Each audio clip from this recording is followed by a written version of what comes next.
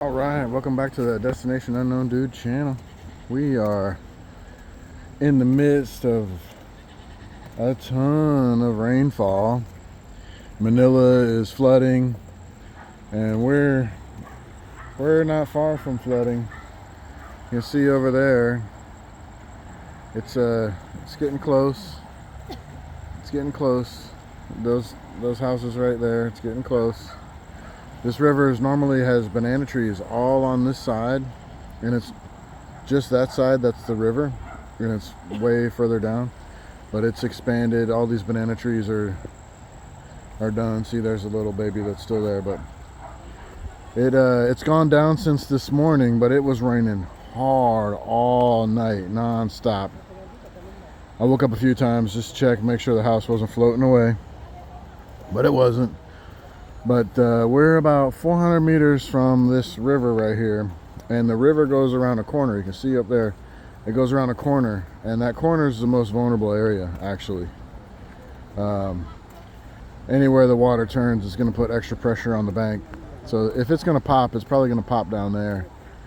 So we'll keep an eye out on this, and it's supposed to rain for the rest of the month. It's the 19th today. And the farm is now lakefront property. The ducks and swans are loving it. So yeah, this is our main road, dirt road, coming in, and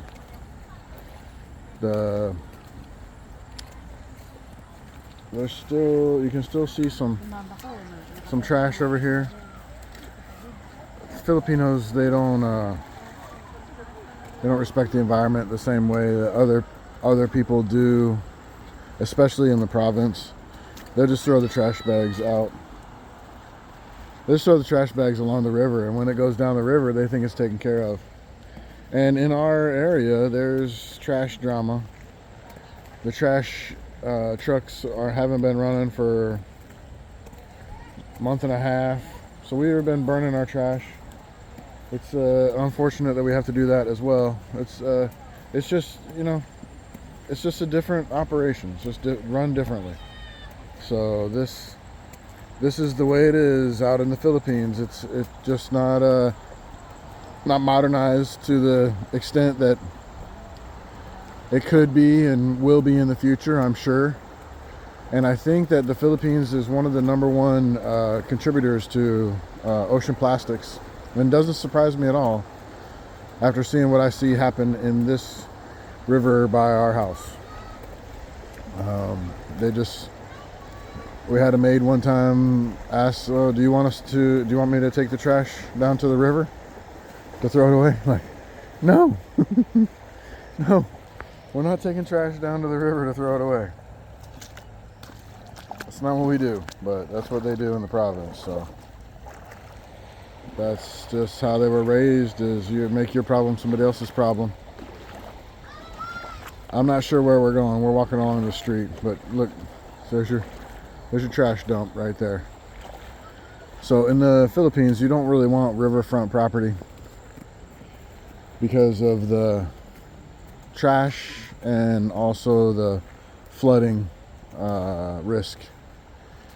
But you can see along this bank, there has been some flood prevention that's been done at some point in the past. Our barangay is pretty good about having roads, unlike our road, but all the other roads are done in the barangay. So this one's going to be done at some point, but they've put in barriers in along this river for flood control, at least on this side. On that side, there's no barrier, no flood control. There's a mound of dirt and trash. So it's not consistent over there, and you can see the water is coming up under this house here, even at its present level. So that's gonna be a problem for them. Their banana trees are underwater. A lot of these houses are what they call squatters, and they just come in and illegally build a house and hope nobody says anything about it.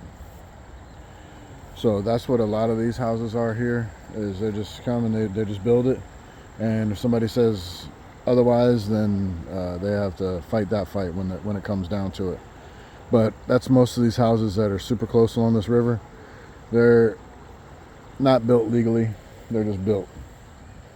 And we'll see what happens with that. And here you got some dirt that's been brought in for I don't know what, but it's dirty dirt, full of trash. That's what you get when you order dirt in the Philippines. You get dirt full of trash. I don't know where they get it from, but it's full of trash. This is the reality of the situation. You got dirt full of trash, and then you got somebody adding to it. That's the reality of the situation here. I've been up and down this road a few times and collected bags of trash, and that makes me feel good. It doesn't accomplish anything. Hey, getting wet. It makes me feel good, but it doesn't really accomplish anything because as soon as I pick it up, it gets put back down. That's just a different way of life out here. Take the good with the bad, and eventually it'll change. Slowly it will change. It'll get better, and maybe we'll watch it get better. And maybe we can do something about it. Maybe we can offer services and help out and finance some trash cleanups. I've thought about doing that a few times. Wouldn't take much, just some volunteers and some trash bags. So we'll see how that goes. But we were sitting there last night at about 6 p.m. Heard a big boom outside, and the solar, the automatic transfer switch switched over inside the house from grid to battery. So we heard boom, and then we heard click click as and the lights flickered. So a transformer blew up last night, and thankfully we had a 60% battery. Even though it was rainy and nasty all day, the battery was able to charge to 60%. So we're still connected to the grid was on, but it only assists us when the battery's at 35%. So that's how we have it set. So we were on battery for about an hour last night while they came and I don't know where the transformer was, but they came and swapped it out and got the power back up. Nice thing for us was it was just a flicker and no impact. TV was still working, so that's good. So yeah, this is our latest concern. Hopefully the rain holds off long enough for this water to clear out, and we have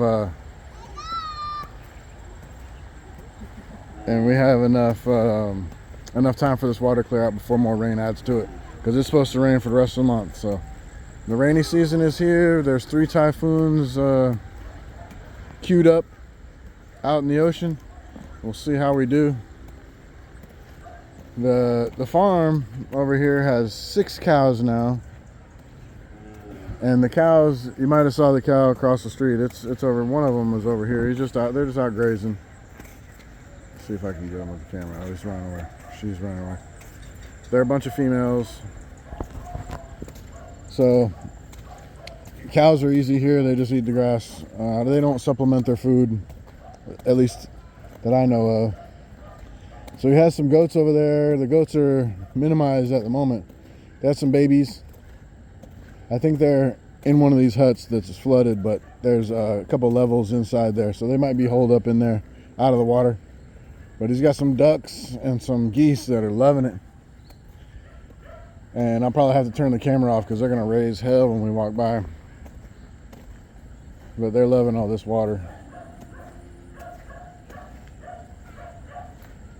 And those banana trees are half covered in water out there. This one dunked. Banana trees are pretty happy with a bunch of water, so I don't know if that's actually going to kill them or not. Guess we'll have to wait and see. This is lemongrass here. We've got a bunch of this at our house too. And he's got a patch of it out there. And there's the geese. Geese are going to crank it up. The what he's found is the cows, they don't like to eat the lemongrass. Goats don't like to eat it either.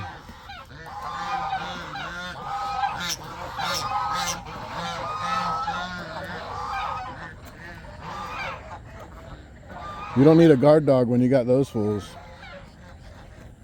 There's the guard dog dead over here in the grass. But what he harvests it and sells the lemongrass. He's got a whole big bunch of clumps out there.